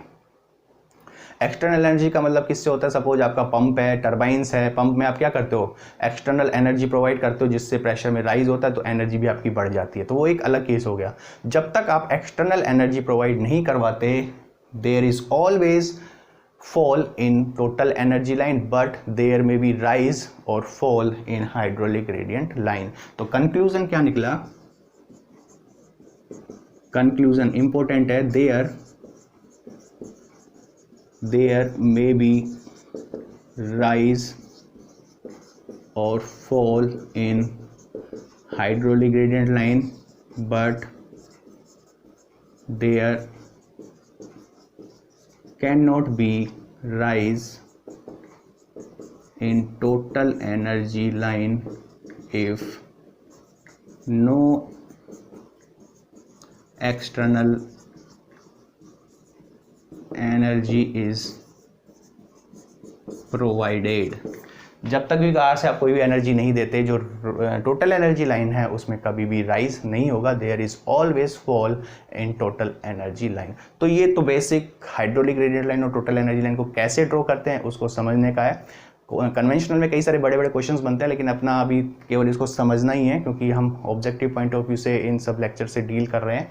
तो ये तो बात हुई हाइड्रोलिक ग्रेडियंट लाइन और टोटल एनर्जी लाइन को हम कैसे एक्सप्लेन करते हैं उसके बारे में। एक क्वेश्चन डिस्कस करते हैं जो कि बेस्ड है आपका हाइड्रोलिक ग्रेडियंट लाइन और टोटल एनर्जी लाइन के ऊपर। इससे और आपके जो दोनों लाइनें हैं वो क्लियर होंगी। क्वेश्चन है आपका, at a sudden expansion of a water pipeline from a diameter of 0.24 metre to 0.48 metre, the hydraulic gradient line rises by 10 mm, then find discharge. तो बात की जा रही है कि डिस्चार्ज है उसको हम कैसे कैलकुलेट करें। कंडीशन क्या है कि कोई जो 0.24 मीटर वाला डायमीटर का पाइप है, यहाँ पे सडन एनलार्जमेंट होने से ये डायमीटर आपका 0.48 हो जाता है, और इस वजह से ऑब्वियस ये हमने पहले भी डिस्कस किया कि यहाँ पे जो प्रेशर है उसमें चेंजेस होंगे, तो इस तरह से ये प्रेशर में चेंजेस हुए। हालांकि पॉइंट यही है, तो इस पॉइंट को अगर पहले कंसीडर करें तो ये होगा, और एरिया एकदम से बढ़ने से यहाँ पे जो प्रेशर, ये जो हाइड्रोलिक ग्रेडियंट लाइन है इसमें राइज हुआ 10 mm का। मतलब ये जो राइज है 10 mm वो आप पहले समझो किस चीज़ को बताता है, क्योंकि यहाँ पे प्रेशर P1 था, यहाँ पे प्रेशर P2 था। मतलब इस पॉइंट पे जो पीजोमेट्रिक हेड है, इस पॉइंट पे जो पीजोमेट्रिक हेड है 1 पे, वो था आपका P1/ρg प्लस Z1, और इस पॉइंट पे जो हेड है वो है आपका P2 अपॉन रो जी प्लस Z2 और ये है P1 अपॉन रो जी प्लस Z1। तो इन दोनों का जो डिफरेंस है वो किसके बराबर है, 10 mm के बराबर। तो मतलब ये जो वैल्यू है P2 upon rho G Z2 minus P1 upon rho जी प्लस Z1 वो आपकी है 10 mm के बराबर। यहाँ तक ये क्लियर होना चाहिए। लेकिन अगर हम बात करें यहाँ पे एक रेफरेंस लाइन की, तो इस पॉइंट के लिए जो Z1 और Z2 है वो दोनों वैल्यूज़ आपस में बराबर होंगी। हम बात करते हैं इस पॉइंट के बारे में, तो Z1 और Z2 हमेशा बराबर होने से तो मतलब क्या हुआ, जो P2 अपॉन रो जी माइनस P1 अपॉन रो जी किसके बराबर होगा, 10 × 10⁻³ मीटर के बराबर। सबसे पहले तो ये क्लियर आपको होना चाहिए इस क्वेश्चन में, तभी आप आगे इसको सॉल्व करते हो। बात हो रही है डिस्चार्ज को कैसे कैलकुलेट किया जाए। तो डिस्चार्ज कैलकुलेट करने के लिए आपको यहाँ चाहे V1, यहाँ वेलोसिटी मैं मानता हूँ V1, यहाँ वेलोसिटी V2, इसको कैलकुलेट करना है। कैसे कैलकुलेट करें, तो सबसे पहले हम क्या करते हैं, इस फर्स्ट और इस सेकंड पे बर्नौलीज इक्वेशन को अप्लाई करते हैं। बर्नौलीज इक्वेशन जब अप्लाई करते हो 1 और 2 पे, तो हम क्या लिख सकते हैं, P1 upon rho ji plus V1 square upon 2G plus Z1 is equal to P2 square upon rho ji plus V2 square upon 2G plus Z2। तो ये तो बर्नौलीज इक्वेशन है 1 और 2 पे आइडल कंडीशन में। लेकिन यहाँ पे एक इम्पोर्टेंट चीज़ ये है कि यहाँ पे लॉस होता है, और वो जो लॉस होता है it is due to sudden enlargement. तो इसका मतलब यहाँ पे लॉस जुड़ेगा और वो किसकी वजह से होगा, एनलार्जमेंट की वजह से। तो यहाँ क्लियर सी चीज़ है। अब हम बात करते हैं Z2 और Z1 कैंसिल हो जाएंगे। हेड लॉस का फॉर्मूला आपको पता होना चाहिए। मैंने आपको बताया था कि हेड लॉस का फॉर्मूला क्या होगा, V1 माइनस V2 का होल स्क्वायर अपॉन 2G के बराबर। ये हेड लॉस हम पहले भी डिस्कस कर चुके हैं। तो सब जब सारी वैल्यूज़ आप रखोगे तो ये हो जाएगा P1 अपॉन रो जी plus V1 square upon 2G बराबर P2 अपॉन रो जी plus V2 square upon 2G plus head loss V1 minus V2 का होल स्क्वायर अपॉन 2G। इसको जब आप सॉल्व करेंगे तो ये हो जाएगा, अगर मैं इस वैल्यूज़ को अगर मैं यहाँ लेके आऊँ P1 अपॉन रो जी माइनस P2 अपॉन रो जी, बाकी वैल्यूज़ को वहाँ ले जाते हो तो V2 square upon 2G minus V1 square upon 2G, इसको आप एक्सपेंड करेंगे तो ये हो जाएगा V1 square upon 2G plus V2 square upon 2G। जब फॉर्मूला लगाओगे A माइनस B का होल स्क्वायर, और जो माइनस हो जाएगा 2V1 V2 अपॉन 2G। ये क्लियर है यहाँ तक। यहाँ से अगर हम बात करें तो यहाँ हम देख सकते हैं कि जो V2 square upon 2G V2 square upon 2G से ये प्लस हैं दोनों, यहाँ ये और ये वैल्यूज़ कैंसिल हो जाएगी, 2 से 2 कैंसिल हो जाएगा। और ये वैल्यूज़ अगर हम बात करें, ये वैल्यूज़ अगर ये है तो ये वैल्यूज़ जाएगी -10 × 10⁻³ यहाँ पे हाल फिलहाल हम बात करें तो ये हो जाएगा V2 स्क्वायर 2 टाइम्स, तो ये हो जाएगा V2 स्क्वायर अपॉन G, और यहाँ पे हो जाएगा -V1 V2 अपॉन G। ये इक्वेशन आई। लेकिन यहाँ पे 2 अननोन है V1 और V2, मुझे किसी ना किसी एक को यहाँ पे हटाना है। कैसे हटा सकते हो आप, यहाँ कंटिन्यूटी इक्वेशन हम लगा सकते हैं A1 V1 is equal to A2 V2। A1 क्या हो जाएगा π/4.25 का स्क्वायर इंटू V1, और A2 हो जाएगा π/4 0.48 का स्क्वायर इंटू V2। π/4 से कैंसिल हो जाएगा। तो यहाँ से चाहे V1 को आप रिप्लेस करो, चाहे आप V2 को रिप्लेस करो। तो यहाँ अगर हम बात करें V1/V2 की, तो यहाँ अगर आप बात करते हो V1/V2 की, तो ये हो जाएगा 48,242 और 2 का स्क्वायर 4। मतलब यहाँ पे वैल्यू आई जो V1 है 4 टाइम्स V2। बस इस V1 की वैल्यू को हम यहाँ पे पुट कर सकते हैं, और इसके बाद हम देखेंगे कैसे सॉल्व कर सकते हैं। लास्ट स्टेप आपका ये। तो लास्ट हमने ये इक्वेशन सॉल्व की थी, और हमने V1 और V2 में देखा था कि जो रिलेशन था कंटिन्यू इक्वेशन से वो था इक्वल टू 4V2। तो ये वैल्यू जैसे हम पुट करेंगे तो -10 × 10⁻³ ये था आपका V2 square upon 2G, minus V1 की जगह आप रख सकते हो 4V2, तो ये हो जाएगा 4V2 स्क्वायर अपॉन G। तो -3V2 स्क्वायर अपॉन G हो जाएगा, और माइनस माइनस चेंज होके 3V2 स्क्वायर अपॉन G, जो कि बराबर हो जाएगा 10 × 10⁻³ तो यहाँ से जब आप V2 को सॉल्व करोगे तो ये सॉल्व होकर वैल्यूज आपकी आएगी 0.18 मीटर पर सेकंड। मुझे डिस्चार्ज चाहिए, तो डिस्चार्ज आपका होगा A2V2। वेलोसिटी π/4, एरिया 0.48 डायमीटर दिया हुआ है, तो इसका स्क्वायर वेलोसिटी आपने कैलकुलेट की 18। तो जब इसको सॉल्व करोगे तो ये वैल्यू आपकी डिस्चार्ज आएगा, इट इज़ 0.0327 मीटर क्यूब पर सेकेंड। तो हालांकि कैलकुलेशन थोड़ी लेंथी है, पर मतलब यहाँ पे ये था कि इस तरह जो पीजोमेट्रिक हेड में राइज हुआ उसको हम कैसे एक्सप्लेन कर सकते हैं। बर्नौलीज इक्वेशन हमने कैसे यहाँ पे अप्लाई की, क्योंकि यहाँ पे लॉस इंपॉर्टेंट था। आइडियल के केस में हम दोनों एनर्जी बराबर करते हैं, लेकिन यहाँ पे एनर्जीज बराबर नहीं है, यहाँ पे एनर्जी में लॉस होता है। क्योंकि इस चैप्टर में हम पढ़ी लॉस के बारे में रहे हैं, तो लॉस को कंसिडर करना जरूरी है। फ्लो थ्रू पाइप्स में हम एक इम्पॉर्टेंट टॉपिक के बारे में और बात करेंगे, जो है आपका pipes in series and pipes in parallel. मतलब अगर पाइप्स को आपने सीरीज में जोड़ दिया तो किस तरह से डिस्चार्ज और हेड लॉस को हम डील करते हैं। पाइप्स को अगर आपने पैरेलल जोड़ दिया तो डिस्चार्ज और जो हेड लॉस है उसमें किस तरह की इक्वेशंस बनती है। तो एक एक करके हम डिस्कस करेंगे। सबसे पहले हम डिस्कस करेंगे आपका पाइप्स इन सीरीज किस तरह से हो सकता है। डिफरेंट डायामीटर या लेंथ के पाइप अगर आपने एक के बाद एक जोड़ दिए तो वो आपका पाइप्स इन सीरीज होता है। सपोज मैं एक एग्जांपल लेता हूँ। सपोज इस तरह से आपका एक पाइप है जिसकी लेंथ L1 है और इसका डायामीटर D1 है। इसके साथ आपने एक अलग पाइप और सीरीज में जोड़ दिया इस तरह से, और जिसकी लेंथ L2 है, डायामीटर D2 है। और हम बात करें एक और पाइप की, इसके साथ आपने जोड़ दिया, इस पाइप की डायमीटर लेंथ L3 है और डायमीटर D3 है। तो ये आपका अरेंजमेंट होता है पाइप इन सीरीज। तो सबसे पहले इंपॉर्टेंट चीज़ है कि सबसे पहले डिस्चार्ज और हेड लॉस की बात की जाती है। तो ध्यान रखना, अगर पाइप आपका सीरीज में है तो यहाँ पे डिस्चार्ज, यहाँ पे डिस्चार्ज और यहाँ पे डिस्चार्ज हमेशा आपका बराबर रहेगा। मतलब जो टोटल डिस्चार्ज होगा Q, टोटल डिस्चार्ज जो होगा Q, इट इज़ Q1 के बराबर होगा, इट इज़ Q2 के बराबर होगा, और ये किसके बराबर होगा, Q3 के बराबर। कंजर्वेशन ऑफ वॉल्यूम से यहाँ पे अगर Q1, Q2, Q3 तो ये तीनों डिस्चार्ज आपस में बराबर रहेंगे जब तक कि आप इसमें कुछ ऐड नहीं कर रहे हो, जब तक इसमें से लीव नहीं होता। तो ये तो हो गई डिस्चार्ज। और दूसरा बात होती है हेड लॉस के बारे में।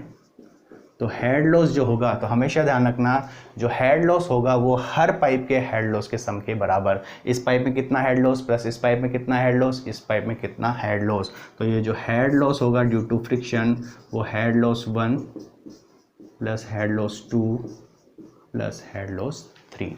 तो ये दो इक्वेशन काफ़ी इंपॉर्टेंट है। पाइप अगर आपके सीरीज में है तो डिस्चार्ज हमेशा बराबर रहेगा हर पाइप से, और जो लॉस है वो आपका HL1, HL2 और HL3 के बराबर रहेगा।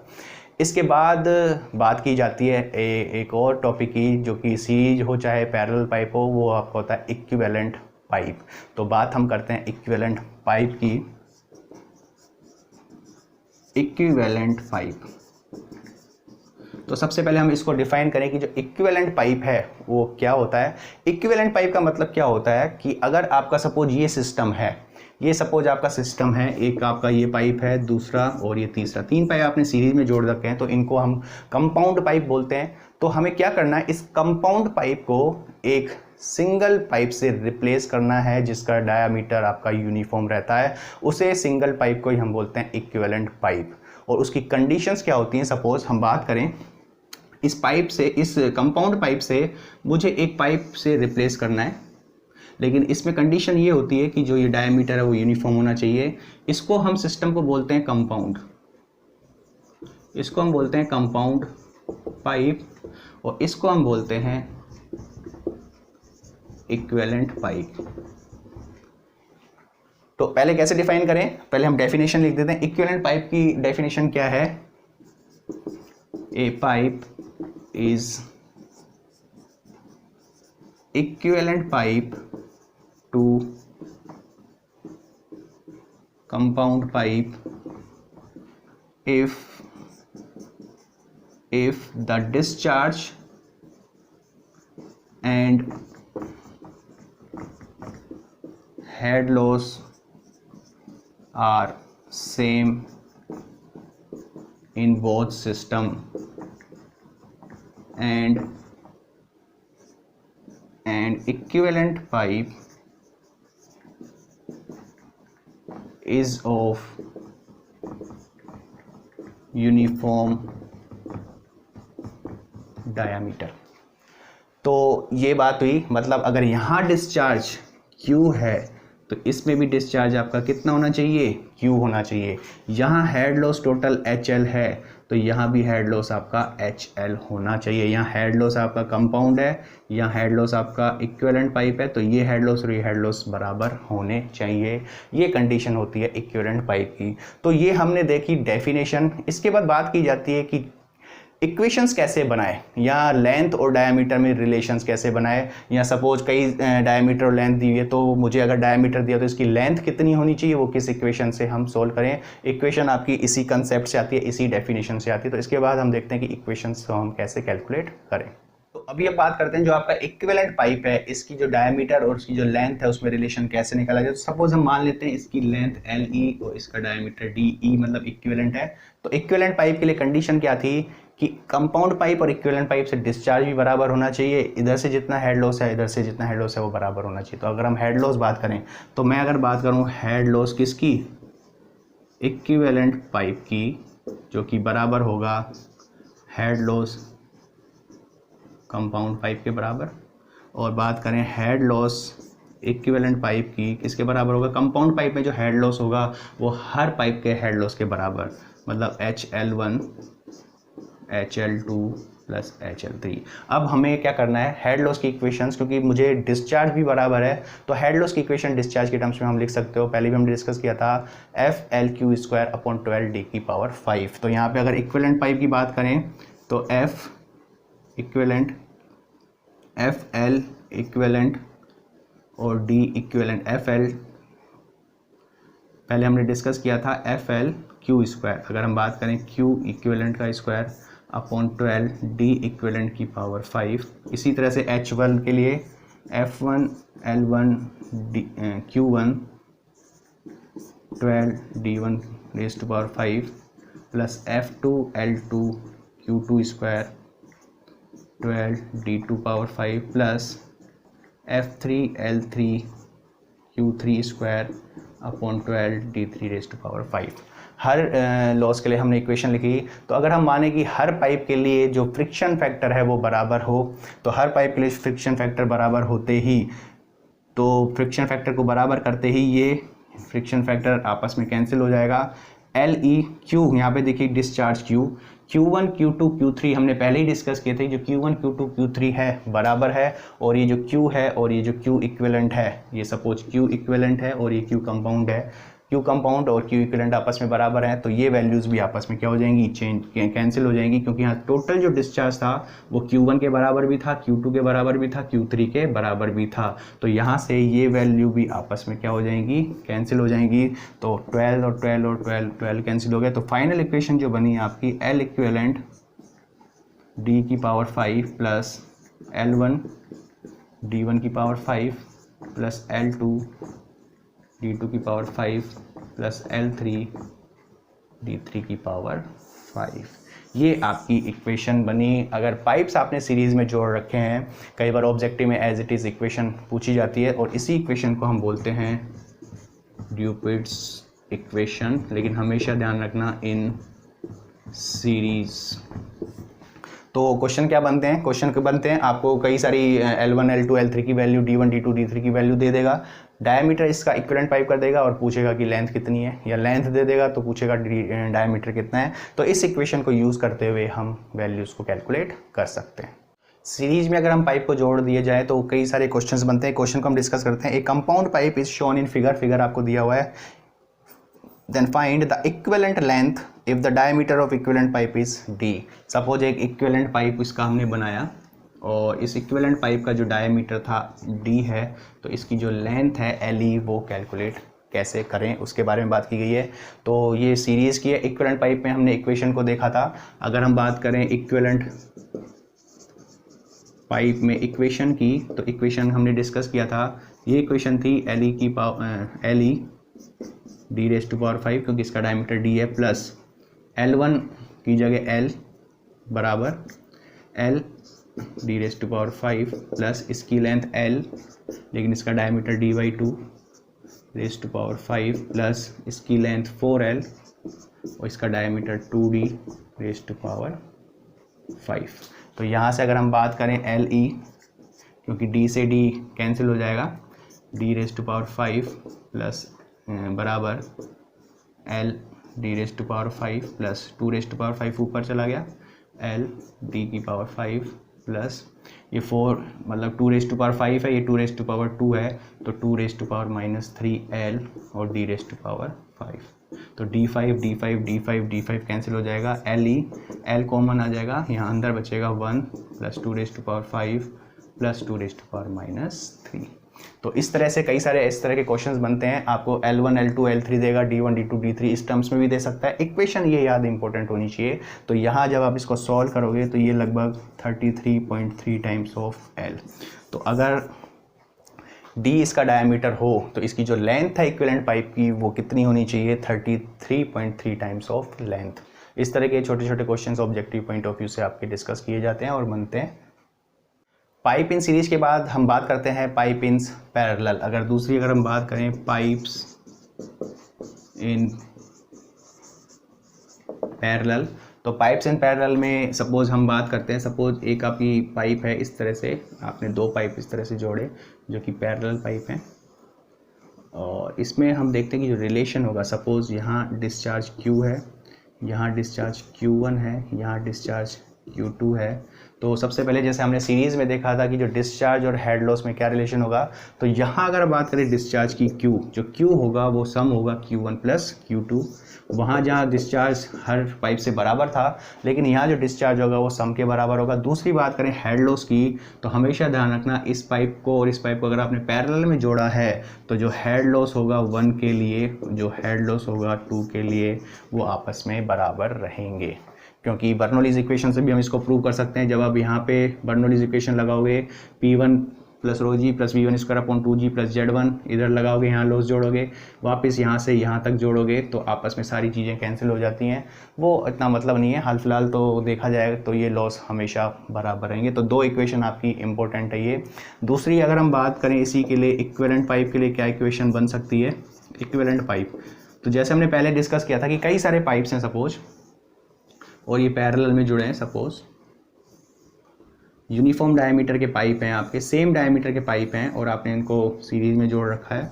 तो अगर यहाँ पे डिस्चार्ज Q है, ऐसे n सारे अगर पाइप हों, n पाइप हों जो डायमीटर और लेंथ बराबर होगी, तो यहाँ अगर डिस्चार्ज Q है तो एक पाइप से डिस्चार्ज होगा वो Q अपॉन n के बराबर हो जाएगा।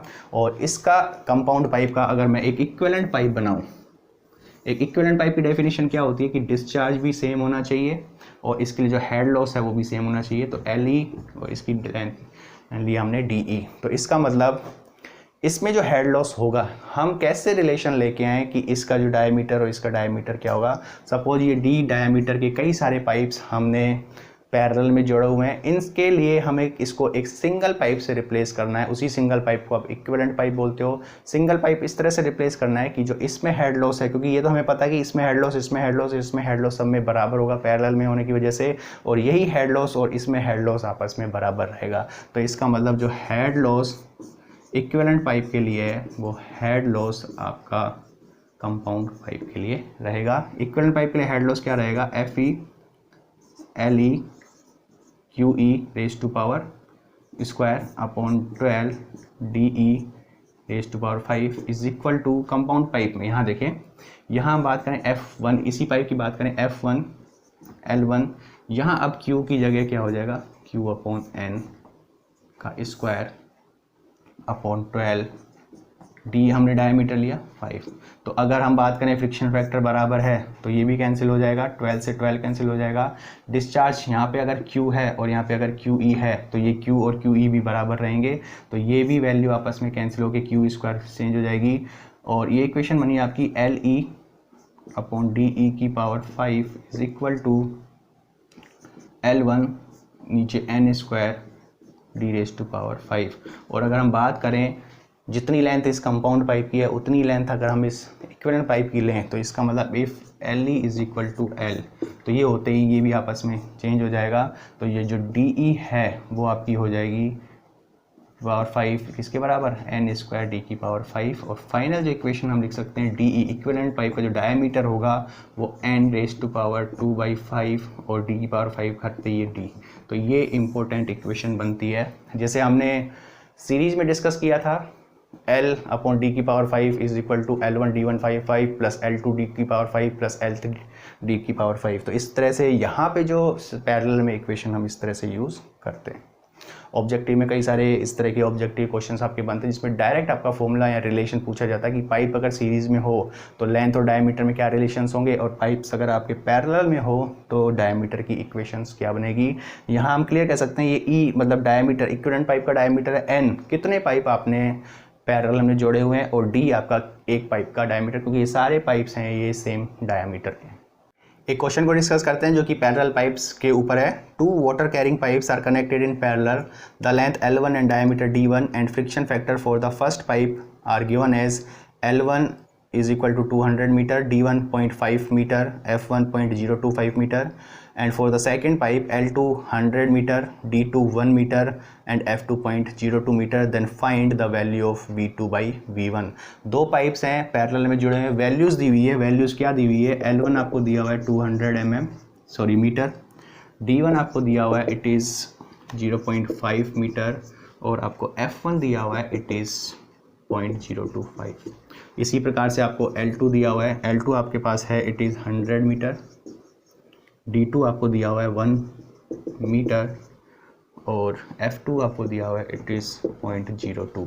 और बात की हुई है कि अगर पहला पाइप और दूसरा पाइप पैरेलल में जुड़ा हुआ है तो V2 बाई V1 की वैल्यू क्या होगी, ऑप्शन आपको दिए हुए हैं। तो सबसे पहले जो कंडीशंस है, चाहे वो सीरीज़ की कंडीशन हो चाहे वो पैरेलल की कंडीशन हो, वो हमें पता होनी चाहिए।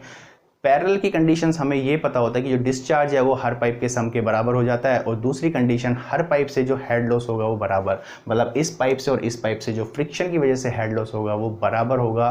तो बराबर करती ही आपका कंडीशन निकल के आती है, जो हेड लॉस 1 में है और हेड लॉस 2 में है वो आपस में बराबर हो जाएगा। इसी कंडीशन से हम पैरेलल के कई सारे क्वेश्चंस को सॉल्व करते हैं। तो यहाँ हम देखें head loss F1 L1 Q1 square upon 12, और ये हो जाएगा D1 raise to power 5 is equal to F2 L2 Q2 square upon 12 D2 की पावर 5। ये तो हमने डिस्चार्ज में, लेकिन बात आपसे की है V2 में। तो V1 की टर्म्स में भी हम फॉर्मूला पता होता है। V1 में आप क्या लिख सकते हो, F1 L1 V1 square upon 2 into G into D1, ये हो जाता है F2 L2 V2 square upon 2 into G into D2। Values आपको चाहिए किसकी, V2 बाई V1 की। तो यहाँ से हम देखें V2 square by V1 square की, तो बात करें V2 square by V1 square की अगर हम बात करें तो ये हो जाएगा F1 L1, 2G से 2G कैंसिल हो जाएगा, F1 L1, और ये हो जाएगा D2 अपॉन F2 L2, ये हो जाएगा D1। वैल्यूज़ अगर हम पुट करें, F1 था आपका 0.025, L1 आपका था 200 और D2 आपका था 1, और डिवाइड कर दिया आपका F2 है 0.02, L2 है आपका इट इज़ 100 और D1 है आपका 0.5। इसको जब सॉल्व करोगे V2 square by V1 square पहले कैलकुलेट हो गया आएगा। तो इसको हम कैसे सॉल्व कर सकते हैं, यहाँ हम देख सकते हैं 20 से 20 कैंसिल हो जाएगी, 2 है 0.01 हो जाएगा, ये 0.5 है 0.25 हो जाएगा। तो ये आपका हो जाएगा इट इज़, यहाँ अगर हम बात करें यहाँ पे देखो 1 3 यहाँ पे 3, तो ये 5 25 5, तो ये आएगी वैल्यू 5। लेकिन अब से पूछा है V2 बाई V1 की वैल्यू, तो V2 बाई V1 की वैल्यू कितनी हो जाएगी, इट इज़ √5। तो अगर पाइप्स आपने पैरेलल में इस तरह से जोड़े हुए हैं तो एक ही कंडीशन आपको अप्लाई करनी है कि जो हेड लॉस होगा वो हर पाइप से बराबर होगा। फ्लो थ्रू पाइप में एक और इम्पोर्टेंट टॉपिक की हम बात करते हैं जो है आपका पावर ट्रांसमिशन थ्रू पाइप्स। तो अभी बात करते हैं हम पावर ट्रांसमिशन थ्रू पाइप्स। तो सबसे पहले तो हम एक्सप्लेन करते हैं कि जो पावर है, मतलब एक पाइप मैक्सिमम कितनी पावर को ट्रांसमिट कर सकता है, कितनी पावर ट्रांसमिट करता है उसके बारे में बात करते हैं। तो सपोज एक एग्जांपल लेते हैं, सपोज आपका इस तरह से कंडीशन है, हम समझते हैं कि जो एक्चुअल पावर है ये कोई भी आपका सिस्टम है, सपोज यहाँ पे कोई भी आपका हेड अवेलेबल है और ये आपका पाइप है जो डायमीटर d है, इसमें वेलोसिटी आपकी v है और फ्रिक्शन फैक्टर वगैरह सब कुछ है। तो अगर हम बात करें यहाँ आउटलेट की और यहाँ जो सेंटर पर हेड अवेलेबल है वो है h, तो इस पाइप से हम कितनी थ्योरेटिकल पावर और कितनी एक्चुअल पावर की बात करते हैं उसके बारे में समझते हैं। तो सपोज हम बात करते हैं कि अगर मैं बात करूं यहाँ इनलेट पर, यहाँ पे जो पावर होगी it is due to head h होगी, लेकिन यहाँ पे जो पावर होगी वो आपकी अलग होगी। ये आपको क्लियर होना चाहिए कि जो इनलेट है वहाँ पे पावर आपकी अलग होगी और जो आउटलेट है वहाँ पे पावर अलग होगी। ऐसा इसलिए होगा क्योंकि ये जो आपका पाइप है इसमें एनर्जी में लॉस होगा। तो सबसे पहले तो हम ये डिस्कस करते हैं कि जो एक्चुअल पावर है और जो थ्योरेटिकल पावर है उसको हम कैसे कैलकुलेट करें। तो अगर बात करें पावर की, पावर को हम कैसे डिफाइन कर सकते हैं। पावर को एक तो सिंपल फॉर्मूला आपको पता होना चाहिए, कभी भी पावर की बात हो तो rho into Q into G into H होता है। या उसको हम कैसे डिफाइन करें, यहाँ पे जो पावर होगी वो पोटेंशियल एनर्जी एच की वजह से होगी। एनर्जी तो होगी एम जी एच, एनर्जी होगी M into G into H, लेकिन पावर के लिए आप किससे डिवाइड कर देते हो, टी से। तो ये mass divide by time T, mass को क्योंकि आप लिखते हो rho into V G H और upon time T, volume divide by time T, इसी को आप बोलते हो क्यू। तो rho into Q into G into H. तो ये बेसिक पावर का फॉर्मूला होता है। किसी भी फ्लोइंग फ्लूइड में जो पावर है, वाटर की हाइड्रोलिक पावर है, वो हम रो into Q into G into H से लिख सकते हैं। तो ये तो बात हुई रो into Q into G into H, लेकिन ये पावर आपकी अवेलेबल है यहाँ पर इनलेट पर। लेकिन यहाँ पे जो पावर होगी वो हेड एच की वजह से नहीं होगी, किसकी वजह से होगी, वो होगी एच माइनस एच एल, मतलब जहाँ लॉस होगा उसकी वजह से होगी। ये क्लियर होना चाहिए। तो जो एक्चुअल पावर है वो आपकी होगी रो इंटू क्यू इंटू जी एच माइनस एच एल। और बात करें एफिशिएंसी की, एफिशिएंसी का मतलब क्या हुआ, एफिशिएंसी का मतलब है कि जो एक्चुअल पावर है और जो थ्योरेटिकल पावर है उनका रेशियो, मतलब थ्योरेटिकल पावर ऑब्वियसली बात है ज़्यादा होगी, एक्चुअल पावर आपकी कम होगी क्योंकि यहाँ पे लॉस होता है। तो एफिशिएंसी के लिए जो pure power actual upon power theoretical, तो actual power rho into Q into जी एच माइनस हेड लॉस, और theoretical power rho into Q into G into H. तो रो क्यू जी और रो क्यू जी कैंसिल हो जाएंगे, तो ये हो जाएगा H minus H L upon H. तो ये तो फॉर्मूला हुआ एफिशिएंसी का। यहाँ पे जो एच एल है वो आपका लॉस है, और वो जो लॉस है it is due to friction. इस पाइप में फ्रिक्शनल रेजिस्टेंस की वजह से लॉस होगा। तो जितनी पावर आपकी इनलेट पे थी उतनी पावर आपकी आउटलेट पे नहीं होगी, बिल्कुल कम होगी। कितनी कम होगी वो आपका बताएगा हेड लॉस कितना हो रहा है। इसके लिए फॉर्मूला हमें पता होता है, ये जो हेड लॉस है इसके लिए फॉर्मूला हमें पता होता है, it is F L Q square upon 12 D raise to power 5। तो बेसिकली ये तो डेफिनेशंस वगैरह हुई, थ्योरेटिकल पावर क्या होती है, एक्चुअल पावर क्या होती है। इसके बाद जो एक इंपॉर्टेंट है कि किसी भी पाइप से हम मैक्सिमम कितनी पावर को ट्रांसमिट कर सकते हैं उसके बारे में। तो बात करते हैं condition for maximum power transmission. बात हम करेंगे condition for maximum power transmission की। तो सबसे पहले मैक्सिमम पावर कितनी है, तो पावर का हमें फॉर्मूला पता होना चाहिए। एग्जिट पर जितनी पावर होगी उससे हम पता है it is rho into Q into ji H minus H L. तो P rho into g, bracket के अंदर हम लिख सकते हैं क्यू एच और माइनस, यहाँ पहले हम इसको ऐसे ही लिख देते हैं rho into G into Q H minus H L की जगह हम लिख सकते हैं F L Q square upon 12 D raise to power 5। P is equal to rho into G, इस ब्रैकेट के अंदर Q को हम लेंगे Q H minus F L Q raise to power 3 upon 12 D raise to power 5। तो ये तो basic power हुई। और हमेशा जब भी मैक्सिमम की बात होती है तो हमें डिफ्रेंशिएशन करना पड़ता है। तो मतलब फॉर मैक्सिमम पावर जो differentiation of power with respect to Q है वो हमेशा क्या होगा, जीरो। मतलब इसका आप डिफ्रेंशिएशन करोगे और इसको जीरो के बराबर पुट करोगे तो यहाँ हमें कंडीशन मिलती है। तो अगर मैं बात करूँ dP अपॉन dQ की, तो सबसे पहले अगर मैं Q के रेस्पेक्ट में करूँ तो रो इंटू जी कॉन्स्टेंट रहेगा, यहाँ Q का डिफ्रेंशिएशन H 1 हो जाएगा तो H बचेगा, और यहाँ होगा 3FL Q square upon 12 D raise to power 5। और बात करें अगर यहाँ भी जो कि ये बराबर किसके हो जाएगा, 0 के बराबर। तो रो इंटू जी एच माइनस 3। वापिस अगर हम बात करें यहाँ पे, तो यही आपका क्या था, यही आपका F L Q square upon 12 d की पावर 5 क्या था, हेड लॉस। तो इसकी जगह हम हेड लॉस लिख सकते हैं, रो जी आपका 0 या इसका 0 करते ही तो ये हो जाएगा आपका h minus 3 H L is equal to 0।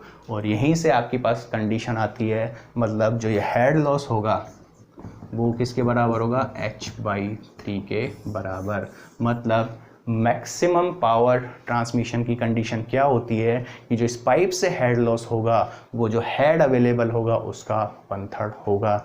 कई बार ये कंडीशन पूछी जाती है ऑब्जेक्टिव पॉइंट ऑफ व्यू से, कई बार यूज़ भी होती है मैक्सिमम कंडीशन के लिए, क्या क्या हमें फॉर्मूले को यूज़ करना होता है। तो ये तो बात हुई कंडीशन की। मैक्सिमम पावर कैलकुलेट करने के लिए हम क्या कर सकते हैं, मैक्सिमम पावर कैलकुलेट करने के लिए हम एच एल की जगह क्या लिख सकते हैं, h/3। जैसे ही आप यहाँ पे h/3 रखोगे तो ये जो पावर मिलेगी वो आपकी मैक्सिमम पावर मिलेगी। उसके बाद होती है एफिशिएंसी। मैक्सिमम एफिशिएंसी को हम कैसे कैलकुलेट करें उसकी बात करते हैं। इसके बाद बात करते हैं कि जो मैक्सिमम एफिशिएंसीज है उसको कैसे कैलकुलेट करें। तो बात करेंगे हम मैक्सिमम एफिशिएंसी की। एफिशिएंसी का फॉर्मूला हमने डिस्कस किया था, it is h minus H L upon H. पर जो मैक्सिमम पावर ट्रांसमिशन की जो कंडीशन है वो क्या है, जो हेड लॉस है, इट इज़ h/3। तो ये कंडीशन यहाँ रखते ही ये जो मैक्सिमम एफिशिएंसी है उसके लिए हम फॉर्मूला निकाल सकते हैं, h minus h/3 upon h। तो h 1 माइनस 3, तो ये वैल्यू हो जाएगी इट इज़ 2/3। और अगर परसेंटेज की बात करें तो ये लगभग आपकी जो मैक्सिमम एफिशिएंसी होगी इसको आप 100 से मल्टीप्लाई करोगे तो ये हो जाएगी 66.67%।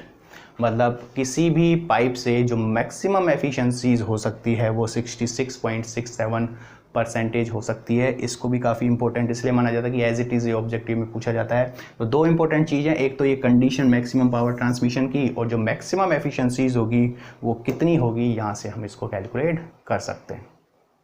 नेक्स्ट हम डिस्कस करते हैं आपका जो साइफन से फ्लो है उसको हम कैसे एक्सप्लेन करते हैं, या फ्लो थ्रू साइफन। तो सबसे पहले हम तो साइफन को समझे क्या है। साइफन जैसा कि आपको दिखता है ये जो एक लॉन्ग बैंड पाइप है इसी को हम बोलते हैं साइफन। और इसका क्या यूज़ होता है, साइफन को हम यूज़ करते हैं किसी भी हायर एलिवेशन से हम लोअर एलिवेशन में अगर लिक्विड को ट्रांसफ़र करना चाहें, लेकिन जो बीच में आपका कोई ऑब्स्टेकल हो, सपोज हिली एरियाज़ हो या इस तरह की कोई कंडीशन हो, तो वहाँ पे हम साइफन को यूज़ कर सकते हैं। तो साइफन को हम कैसे डिफाइन कर सकते हैं, siphon is a long bent pipe which is used to transfer the liquid from higher elevation to lower elevation when these two tanks are separated by any hilly areas। और इसको calculate करने के लिए क्या करते हैं, एक पाइप थोड़ा, तो ये कंडीशन है एटमॉस्फेरिक कंडीशन है, लेकिन यहाँ पे जो वैल्यूज़ है अगर यहाँ तक हमें लिक्विड को पहुँचाना है तो सीधी सी बात है कि यहाँ पे जो प्रेशर होगा वो हमेशा एटमॉस्फेरिक प्रेशर से कम होगा। इसी पॉइंट को हम बोलते हैं समिट, इसी पॉइंट को हम बोलते हैं समिट। और ये जो है इसको हम सपोज एग्जांपल लेते हैं H। तो ऑब्वियस ही बात है कि इस समिट पॉइंट पे जो प्रेशर होगा वो हमेशा less than atmospheric pressure, less than atmospheric pressure. तो जैसे जैसे ये आपका पॉइंट ऊपर होता जाएगा, सपोज हमें और हिलीज एरिया ज़्यादा आते गए, तो वैसे वैसे यहाँ पे जो प्रेशर होगा उसको और कम करना पड़ेगा। तो एटमॉस्फेरिक प्रेशर से प्रेशर कम करते करते करते एक कंडीशन कहीं ऐसी नहीं आ जाए कि यहाँ का जो प्रेशर है वो वेपर प्रेशर के बराबर हो जाए। हमने पहले भी डिस्कस किया था कि जब किसी भी कंडीशन पे वेपर प्रेशर के बाद पहुँचते ही वहाँ पे जो डिज़ोल्व गैसेज हैं वो बाहर निकलना शुरू हो जाती हैं। तो यहाँ कंडीशंस, यहाँ पे डिज़ाइनिंग पॉइंट ऑफ व्यू से ये जो हाइट है वो हमेशा, या यहाँ पे जो प्रेशर है वो डिफाइन करेगा कि यहाँ पे जो प्रेशर है वो हमेशा वेपर प्रेशर से कम नहीं होना चाहिए। वेपर प्रेशर से कम होते ही यहाँ पे एयर वगैरह डिज़ोल्व हो जाती है, जिससे वजह से ये चॉकिंग शुरू हो जाती है और आपका जो लिक्विड का ट्रांसफ़र है वो रुक जाता है। तो मतलब समिट पॉइंट पे जो प्रेशर है वो हमेशा वेपर प्रेशर से ज़्यादा ही होना चाहिए, उससे कम नहीं होना चाहिए। तो जनरली अगर हम वाटर की बात करें तो वाटर के लिए जो वेपर प्रेशर है, वाटर की बात करें तो इट इज़ 2.7 मीटर एब्सोल्यूट। तो अगर इससे आपने कम प्रेशर रखा इस समिट पॉइंट पे तो यहाँ पे डिज़ोल्व गैसेस निकलना शुरू हो जाती हैं और यहाँ पे चॉकिंग कंडीशन हो जाती है। इस वजह से आपकी जो लिक्विड्स हैं वो ट्रांसफ़र नहीं हो सकता। कई सारे क्वेश्चंस बनते हैं कि ये जो सबसे ऊपर वाला पॉइंट है उसको क्या बोलते हैं, तो हमेशा समिट पॉइंट ध्यान रखना। और यहाँ का जो प्रेशर होता है it is always greater than 2.7 metre absolute of water. Next हम फ्लो थ्रू पाइप्स में डिस्कस करते हैं अबाउट द वाटर हैमर। कई बार आपने नाम सुना होगा टर्म्स का, वाटर हैमर क्या होता है। तो अभी अब समझते हैं कि जो वाटर हैमर है वो क्या है। जनरली अगर हम बात करें किसी भी पाइप से अगर फ्लो होता है तो उसमें एक यूनिफॉर्म वेलोसिटी से फ्लो होता है जब तक कि आपने वॉल को बिल्कुल ही खुला रखा हुआ है। कंडीशन कई बार क्या होती है, सपोज एक एग्जांपल है, इस पाइप में फ्लो हुआ किसी भी लिक्विड का, यहाँ आपने एक वॉल को प्रोवाइड करवा रखा है। तो एक्चुअल में वाटर हैमर क्या है, अगर इस वॉल को आपने सडनली क्लोज किया तो ये जो लिक्विड का मोमेंटम है वो आपका डिस्टर्ब हो जाता है। इस मोमेंटम डिस्टर्ब होने की वजह से यहाँ प्रेशर वेव क्रिएट हो जाती हैं और ये जो प्रेशर वेव है ये बहुत तेज वेलोसिटी से, साउंड वेलोसिटी से या वेव वेलोसिटी से ट्रैवल करती हुई जो वॉल्स हैं या जो पाइप्स हैं उस पर आपका बहुत तेज़ी से इम्पैक्ट करती हैं, जिससे नॉकिंग आवाज़ के साथ, और इसी आवाज़ को हम बोलते हैं हैमरिंग एक्शन, जैसे हथौड़े जैसी आवाज़ होती है। तो जनरली मोमेंटम में डिस्टर्ब होने की वजह से ही प्रेशर वेव का फॉर्मेशन हो जाता है और प्रेशर वेव में हाई वेलोसिटीज़ होने की वजह से वो आपका इम्पैक्ट करती है वॉल को और इसकी जो सरफेसेस हैं उसको, जिसकी वजह से काफ़ी तेज़ आवाज़ आती है। इसी को हम बोलते हैं वाटर हैमर। तो कई बार कंडीशंस ये होती हैं कि जो वॉल है उसकी कंडीशंस कैसी है। तो जनरली दो तरह से हम इसको डिफाइन करते हैं, एक तो ग्रेजुअल क्लोज़र और दूसरा आपका सडन क्लोज़र। तो बात करें अगर हम पहले कि कंडीशन कैसे होगी, ग्रेजुअली कंडीशन क्या होगी और दूसरी आपकी सडन क्लोजर ऑफ वॉल। तो जनरली टाइम से रिलेट किया जाता है। तो ग्रेजुअल क्लोजर ऑफ वॉल कब माना जाता है, जब जो टाइम है वो आपका ग्रेटर देन है 12/c, जहाँ पे t तो हो गया टाइम, L आपकी पाइप की लेंथ हो गई और C आपका हो गया वेव वेलोसिटी। यहाँ पे C जो होगी वो होगी आपकी प्रेशर वेव वेलोसिटी। और सडन क्लोजर के लिए कंडीशन क्या होती है, सडन क्लोजर के लिए जो टाइम होता है it is less than 12/c। तो ये दोनों कंडीशन, टाइम अगर ज़्यादा लग रहा है तो इसका मतलब धीरे धीरे ग्रेजुअली है, और टाइम अगर कम, वॉल को बंद करने के लिए अगर आपका टाइम लेस देन 12/c है तो वो सडन की श्रेणी में आता है। तो ये वैल्यूज से आपको पता होनी चाहिए। दूसरी बात हो जाती है कि जो प्रेशर वेव्स है, प्रेशर वेव्स की जो फॉर्मूला होता है वो आपका डिफाइन होता है P = ρ × V × C से, जहाँ पे ρ आपकी डेंसिटी हो जाएगी, V आपकी वेलोसिटी हो जाएगी और V आपकी जो फ्लो की वेलोसिटी हो जाएगी और C आपकी जो प्रेशर वेव है उसकी वेलोसिटी हो जाती है। ये आपकी प्रेशर वेलोसिटी। और अगर आपको K दिया हुआ है बल्क मॉडुलस सपोज, तो ये C है उसको हम डिफाइन कर सकते हैं इट इज़ K/ρ से। तो इस कंडीशन से अगर हमें आप C की वैल्यू को पुट करें तो ये कई बार पूछा जाता है कि जो प्रेशर है वो जो डेंसिटीज़ है उसमें कैसे डिफाइन होती है। तो C की जगह हम √K/ρ रखेंगे तो ऊपर ये √ρ, तो जो प्रेशर है it is directly proportional to √ρ। तो ये कुछ ऑब्जेक्टिव पॉइंट ऑफ व्यू से चीज़ें हैं। जनरली ये वैल्यूज़ और ये रिलेशन P = ρ/c, ये सब कुछ हमें देखने की ज़रूरत होती है।